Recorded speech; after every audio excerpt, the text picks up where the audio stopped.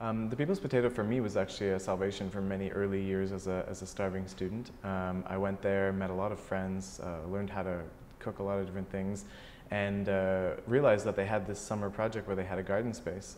So I started volunteering in the garden, and when seeing them with these monoculture rows, and they were weeding, they were watering, they were fertilizing, and using all standard agricultural techniques, to me it just didn't make any sense.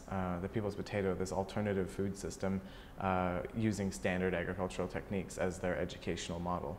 So right away, with one of my courses, we proposed if we could use that space as a demonstration where we could actually do some work with the students, that we would redesign it in a permaculture fashion. So making it so that it self-fertilizes, self-waters, and maintains its own weeds.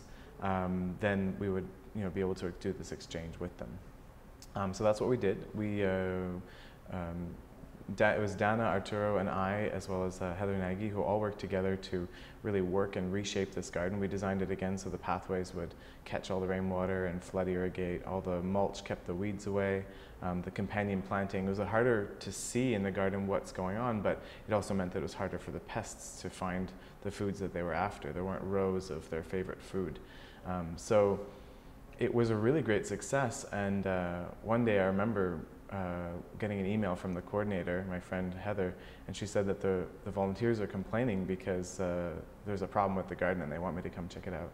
So I arrived thinking, like, what happened? What did I do wrong, And it was a joke on their part, because they said basically the problem is, and they had plenty of time on their hands, they calculated for me.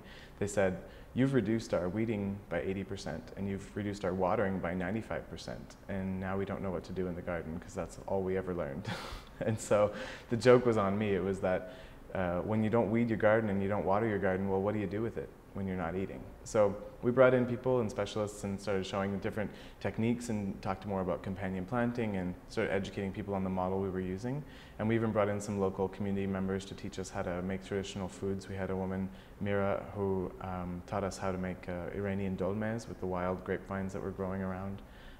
So it really became, to me, the progression of the educational model was, let's stop the weeding, stop the watering, and start learning a lot more about food and processing food, different traditional recipes and things like that. So that exchange started out in the people's potato, and then it also moved over. So the interns were helping with that project, but they were also helping with our project. And together, actually, the people's potato and the reality project were working side by side to really make this happen. They shared their tools with us, they shared their locker space, and we really worked at this together, which was really, really great.